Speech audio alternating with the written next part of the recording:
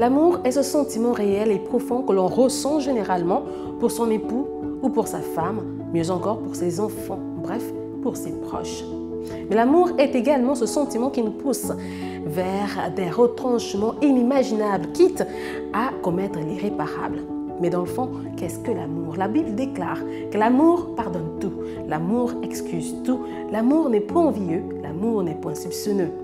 Mais est-ce que cela est forcément vrai? C'est la question à laquelle devra répondre Fanny, notre héroïne du jour dans Évasion virtuelle de Nabou Fall, œuvre publiée aux éditions Tabala en 2017. Vous l'avez compris, Nabou Fall est notre invitée du jour. Nous la recevons en visioconférence depuis la Côte d'Ivoire où elle séjourne depuis quelques années déjà. Mais avant, qui est Nabou Fall? La réponse maintenant.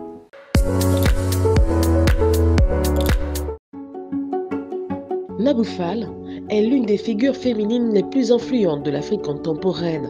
En effet, cette jeune dame originaire du Sénégal est l'actuelle présidente de Viséo, une agence qui accompagne de grandes entreprises en matière de stratégie de communication et de relations publiques en Afrique. Parmi celles-ci, on compte Canal+, UBA, Western Union et bien d'autres.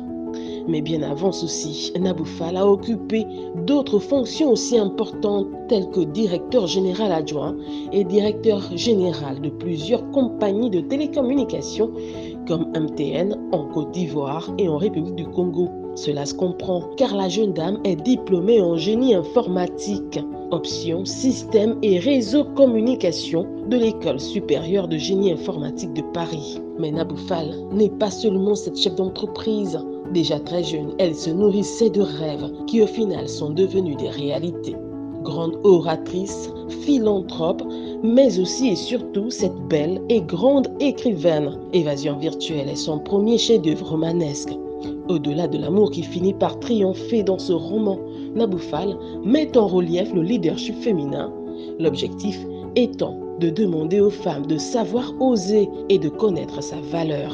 Féministe engagée, Nabou Fall assume le fait d'être une Africaine nouvelle.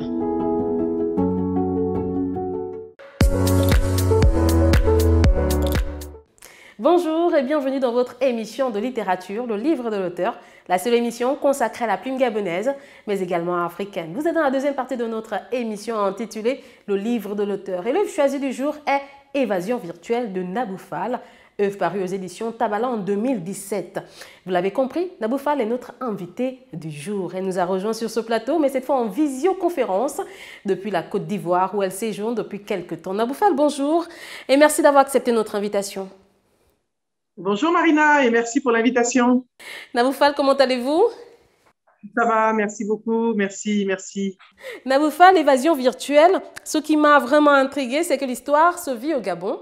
Pourquoi le choix du Gabon et pas le Sénégal d'où vous êtes originaire, ou encore la Côte d'Ivoire où vous séjournez depuis quelques années déjà, ou encore le Bénin, le Togo, je ne sais pas, pourquoi le Gabon? Parce que j'ai une histoire avec le Gabon. J'ai passé une partie de ma jeunesse à Libreville et ça m'a beaucoup marqué. Je garde de très bons souvenirs de cette belle époque du Gabon et j'ai beaucoup de frères et sœurs, je peux dire, au Gabon. Donc, spontanément, l'histoire m'est venue, je sais pas, des souvenirs de Libreville.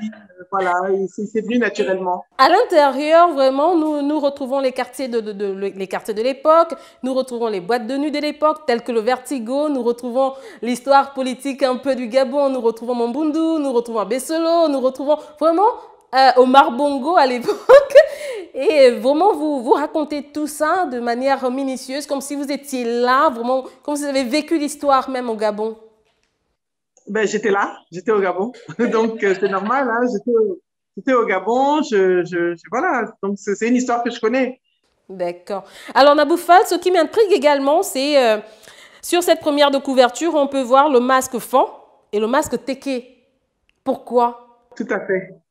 Parce que vous voyez, il y a une femme qui tient deux masques comme ça. Et derrière, c'est une musulmane, si je ne me trompe pas.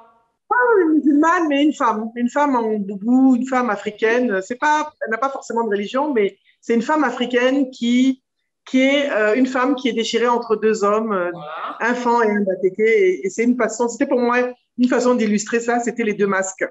Et pourquoi ces deux masques? Parce que le masque, c'est l'identité de chaque tribu. Et dans le livre, il y a deux caractères clés qui sont deux hommes. C'est un homme qui est d'origine Fan et un homme qui est Batéké. Et ce sont ces hommes-là qui se trouvent, et c'est cette femme qui se trouve entre ces deux hommes. Donc l'intrigue, c'est vraiment ça. Donc pour moi, les masques, c'était une façon d'illustrer ça, en fait. Mais après, on a l'impression que Bon, moi, quand je vois les masques, je peux me dire tout de suite qu'il s'agit d'une lutte de culture, en fait. Non, pas vraiment. C'est quand on lit le livre, on sait que c'est pas une lutte de culture, mais c'est plus... c'est même pas une lutte parce que les uns et les autres ne savent pas qui sont là, mais c'est plutôt elle est en ambivalence entre deux personnes, entre deux vies, entre deux hommes. Ok. Naboufal, vous l'avez dit, elle est partagée entre deux personnes, mais dans le fond, Fanny, du moins l'héroïne dans cet ouvrage, elle est partagée entre deux mondes, j'ai envie de dire. Elle est partagée entre le téké et le fond, elle est partagée entre l'éducation ancienne et l'éducation contemporaine. Elle est partagée également entre comment on va dire, entre, comment je peux expliquer ça? Elle est partagée entre les croyances également. Parce qu'à un moment, on voit le christianisme, on voit comment on appelle, l'islam. Alors, voilà, l'animisme également. Qu'est-ce que vous voulez nous révéler ici? En fait, c'est plus le côté spirituel, un peu comment nous, dans nos cultures africaines, hein, on est tous un peu à cheval entre la religion, la religion importée par les Occidentaux ou les Arabes, et nos traditions africaines. Donc, forcément, toute personne, tout Africain est toujours à cheval entre deux choses. Okay. Tout Africain qui existe est toujours à cheval entre deux choses.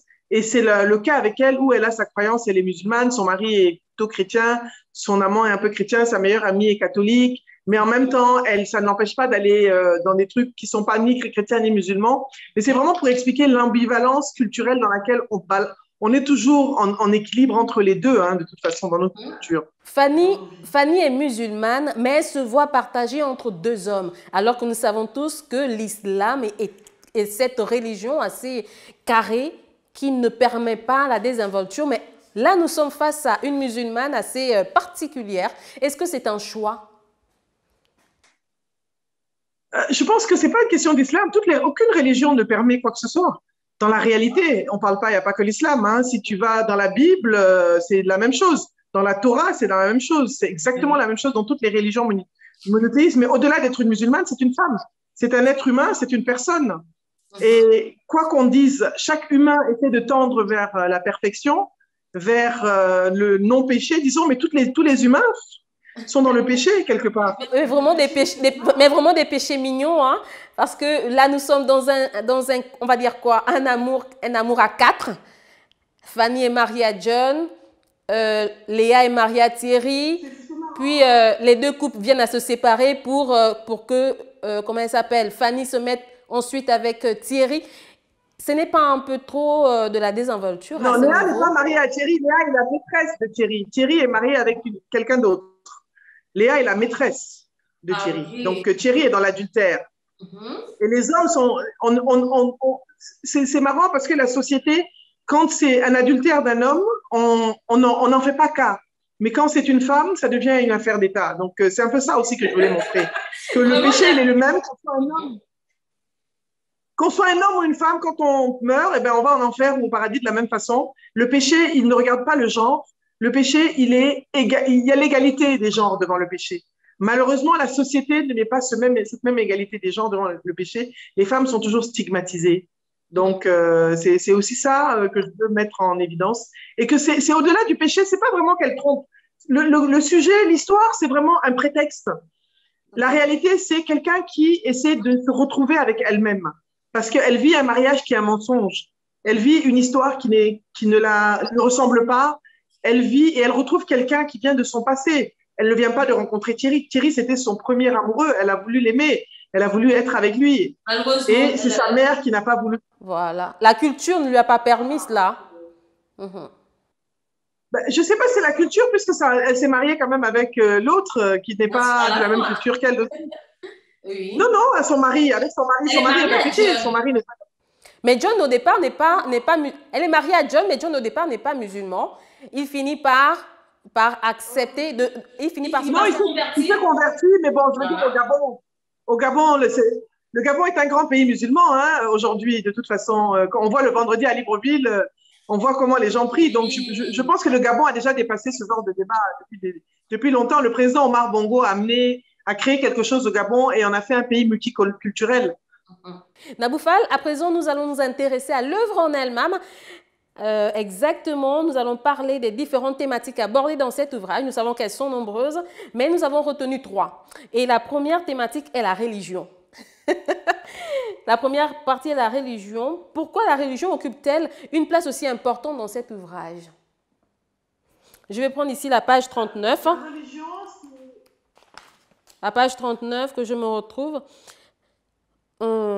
Cette nuit-là, le sommeil de Fanny était peuplé de personnages étranges, des pygmées, des joueurs de likambé, des monstres au visage de masques africains dansaient autour d'elle.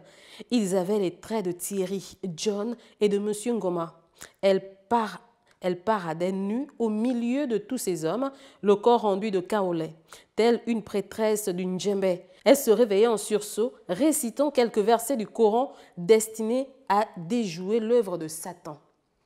Ça c'est ensuite nous allons à la page 137. Déjà 5 heures du matin, John s'était endormi après leur engueulade. Cela faisait déjà 3 heures qu'elle réfléchissait, assise sur son tapis de prière. Elle avait prié sans relâche, implorant la miséricorde d'Allah, contempler les possibilités qui s'offraient à elle, méditer profondément sur ses sentiments envers John et Thierry. En quête de paix intérieure, elle avait ressorti tous ses cahiers et livres de prière remplis de formules secrètes glanées çà et là, une combinaison complexe de noms divins et de sourates enseignées. Plus loin, elle dit, elle cherchait l'absolution dans la prière, ne pouvant se résoudre à tourner le dos à cette liaison coupable. Il était toujours là, dans son cœur, dans sa tête. Et elle percevait encore les sensations fortes et les frissons imprimés dans sa mémoire sensorielle inoubliable, histoire de son corps. Vraiment, on a l'impression que la religion est ancrée, bien qu'à un moment on parle de l'animisme. Après, elle est très ancrée dans la religion, elle est très ancrée dans la prière, même si elle fait de bêtises, même si elle va tromper son mari, mais après quand elle rentre, elle se met sur son tapis de prière. Pourquoi la religion occupe-t-elle une place aussi importante dans cette œuvre? Mais parce que la religion occupe une place importante dans nos vies, mais Marina, tu as oublié le passage aussi où je parle de celle qui va à l'église et qui passe son temps à dire le Je vous salue Marie. Donc la religion, ce n'est pas que l'islam dont je parle.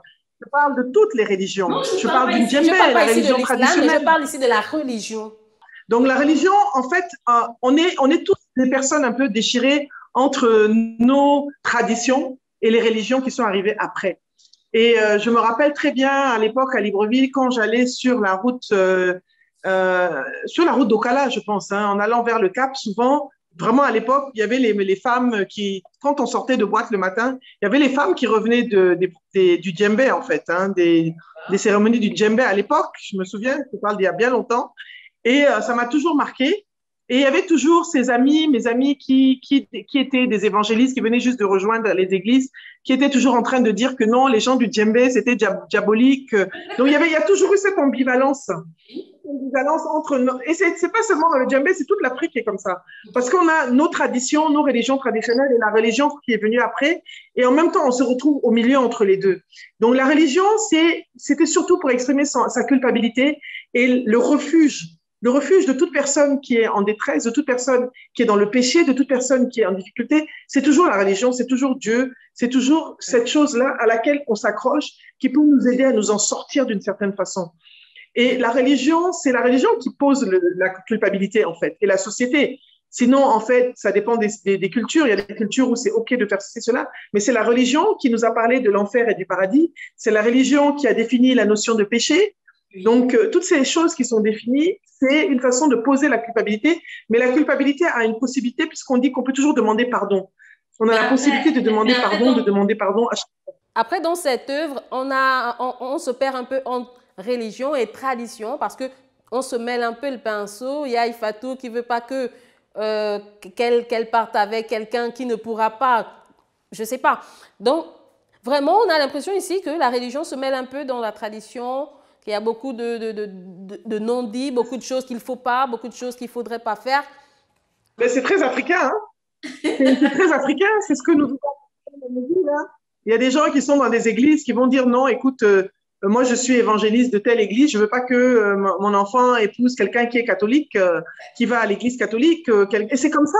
Et c'est la même chose. Donc on est toujours, on n'arrive jamais à voir le milieu en fait. Et l'humanité, qu'il y a des choses qui sont au-delà des dogmes. La religion c'est très dogmatique, mais on oublie d'où on vient. Et c'est un peu rappeler que finalement on est humain avant tout et que l'humain il est humain. Voilà. Ok. Naboufa, deuxième thème, de la femme soumise à la femme valeureuse. J'ai bien aimé ce thème. Vraiment, Fanny est cette femme qu'on voudrait avoir à la maison, hein. Elle est cette maman toujours très attentionnée. Elle est cette femme très rigide. Mais après, plus tard, elle se rend compte qu'elle doit s'imposer. Elle doit devenir ce qu'elle est. Pourquoi? Parce que trop souvent, tu vois, trop souvent on voit les femmes ne sont pas elles-mêmes. Elles se marient parce que la société veut qu'elles soient mariées. Elles se marient pas par amour, elles se marient pour être bien, pour dire je suis Madame XY, et elles meurent lentement dans le mariage.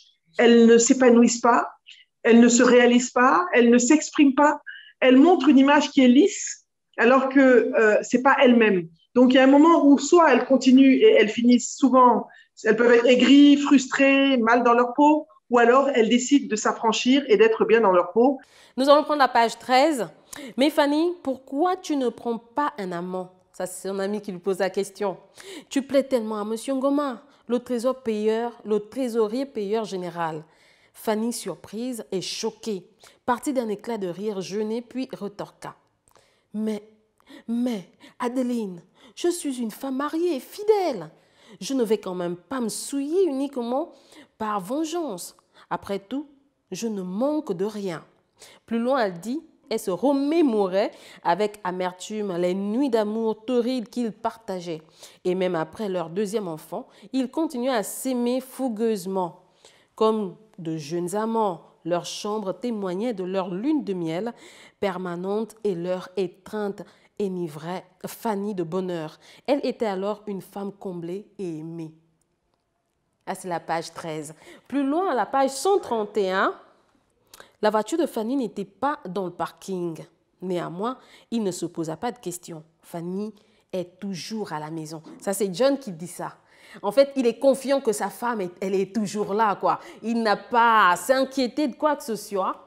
À la page 133, « C'est impossible, elle m'aime trop », s'écria-t-il. Seule dans sa chambre, elle était trop rigide, pétrie des principes désuètes. Inculpée par sa mère, cette Sénégalaise ancrée dans les traditions du passé, qui l'avait forcée à se convertir à l'islam pour épouser sa fille. Non, Fanny n'aurait jamais osé. Donc vraiment, nous sommes face à une Fanny soumise. Là, nous sommes face à une Fanny très soumise. Ensuite, nous avons cette Fanny qui devient maintenant la femme qu'elle veut être. Nous sommes à la page 142. À ce moment-là, seule la prière pouvait la réconforter. Son mariage étant devenu un gros mensonge, il était temps pour elle de prendre en main les rênes de sa vie. Donc vraiment, nous partons d'une Fanny soumise à cette Fanny qui, comme je le disais, Fanny valeureuse. Qu'est-ce que vous voulez nous montrer? Est-ce que ce n'est pas du féminisme ici? Oui, certainement, peut-être du féminisme, oui, sûrement. En tout cas, c'est montrer, je ne sais pas si on appelle ça, en tout cas, c'est oser vivre sa vie et oser se révéler à soi-même et oser sortir du regard de la société pour s'exprimer, pour exister et pour enfin vivre. Parce que finalement, la vie, c'est un jour, hein, comme je dis toujours, on ne peut pas vivre pour les autres en permanence. Nous, les femmes, on nous a toujours dit qu'il fallait être de bonnes épouses, que même si ton mari te fait ceci, tu dois rester, que même si tu n'es pas contente, oui, regarde, comme si le statut de femme mariée est le seul statut qui a valeur, alors que toutes les femmes, tous les statuts ont de la valeur. Qu'on soit marié, qu'on soit pas marié, qu'on soit divorcé, qu'on soit célibataire, tous les statuts se valent. Ce n'est pas dit qu'être marié, c'est pas bien, au contraire, puisque les amants finissent par devenir... Beaucoup pensent que c'est le mariage qui permet à ce qu'on devienne ce qu'on veut. C'est pour un peu libérer les femmes de dire que c'est quelqu'un d'autre qui doit venir nous donner de la valeur. On se donne de la valeur en existant. Une fois on a de la valeur, on peut se marier avec de la valeur. C'est pour ça que si tu as vu le cheminement du livre, elle se donne de la valeur avant de se marier. Elle se construit avant de se marier. Elle ne quitte pas son mari pour aller tout de suite vers un autre homme. Elle quitte son mari pour être elle-même et pour se réaliser d'abord. Parce que tant qu'elle ne s'est pas réconciliée avec qui elle veut être, elle ne peut pas rentrer dans une relation. Alors qu'on a l'impression qu'il faut toujours être dans une relation. On nous a fait croire, on nous nourrit en nous disant il ne faut pas être seul, que ce soit en Afrique, mais c'est pareil aux États-Unis, partout dans le monde pour la femme. Autant, et même pour l'homme à la limite. On dit il n'est pas bon que l'homme soit seul, on le met dans la Bible, on le répète aux hommes. Et que tout le monde, sauf qu'il peut, tout le monde s'accroche à quelqu'un pour s'accrocher et puis finalement les gens vivent malheureux. Troisième thème, l'amour à quatre. Nous avons Fanny et John, nous avons Léa et Thierry, puis nous avons Fanny, comment on appelle, puis les divorces. Fanny divorce de John, Léa, et puis ensuite nous avons comment on appelle, Fanny qui se marie finalement à Thierry. Mais n'oublie pas, il ne faut pas oublier la femme de Thierry. Tu as oublié la femme de Thierry. Léa n'est qu'une maîtresse. Oui. Léa n'est pas la femme de Thierry, c'est sa maîtresse. Léa, c'est sa copine. Thierry est un homme qui est marié, mais qui est marié malheureux avec sa femme, qui ne peut pas avoir d'enfant. Donc, Léa est aussi l'amante de Thierry. Thierry est dans l'adultère avec Léa déjà. C'est un mariage, bon, à 5. C'est un mariage à 5. Et là, nous sommes en plein dans la désinvolture. Comment expliquez-vous cela? Mais ce sont des choses qui existent dans la société. C'est des choses qu'on vit, c'est des choses qu'on cache. Mais c'est des choses qui existent. C'est des choses qui existent tous les jours dans les coins de rue. Mais comme on est dans des cultures où on doit toujours cacher tout, les gens font semblant d'être ce qu'ils ne sont pas. Les femmes font semblant d'être heureuses pendant qu'elles ne le sont pas. Les hommes font semblant d'être malheureux alors que des fois qu'ils sont heureux, mais ils font semblant d'être heureux. Tout le monde fait semblant et c'est la réalité de ce que nous vivons. Je n'ai fait que lever le voile sur des faits de société qui existent en fait. J'ai mis des mots sur des histoires qui rappellent les histoires de personnes que nous connaissons. Et si on venait maintenant à vous poser la question, quel conseil donnerez-vous à ces femmes qui, dans le mariage, sont malheureuses et qui ne savent pas comment sortir la tête de l'eau? Ben, déjà, je leur dirais d'être indépendantes, de se construire, de se réaliser. Et est-ce qu'elles sont vraiment malheureuses? Peut-être qu'elles ne sont pas foncièrement malheureuses, mais que c'est parce qu'elles ne font pas, elles ne s'expriment pas. Elles n'expriment pas ce qu'elles ont envie de faire parce que finalement, le bonheur de Fanny, il ne passe pas par un homme, mais il passe par sa réalisation professionnelle, par le fait de faire ce qu'elle a envie de faire, de monter sa galerie, d'être dans ce… Et c'est ça, trouver sa passion, trouver son talent, trouver la chose qui va nous faire exister, qui va nous permettre de nous exprimer en tant que personne et trouver son équilibre dans ça. Et après, advienne que pourra. Merci à vous, Madame Naboufal, d'avoir accepté notre invitation. Certainement, nous aurons l'occasion de parler d'une autre de vos publications. Merci beaucoup, Marina. Merci pour l'invitation. Quant à vous, chers téléspectateurs, place à la troisième partie de notre émission, l'actualité rare de la semaine. Dans l'actualité rare de la semaine, nous allons dans les plateaux Bateke avec le dernier combat de Philbert Bongo à Yuma, une confidence posthume du patriarche parti depuis 2014. Des propos recueillis par Solange Andangue à Yuma, sa fille. Il s'agit d'une autobiographie posthume écrite en 3 volumes, publiée aux éditions Amaya. Voilà, c'est la fin de notre émission Le Livre de l'Auteur. On se donne rendez-vous la semaine prochaine. Ce sera toujours avec moi, Marina Boissa, et toute mon équipe technique cachée juste derrière la caméra. Au revoir, à la semaine prochaine. Bye bye.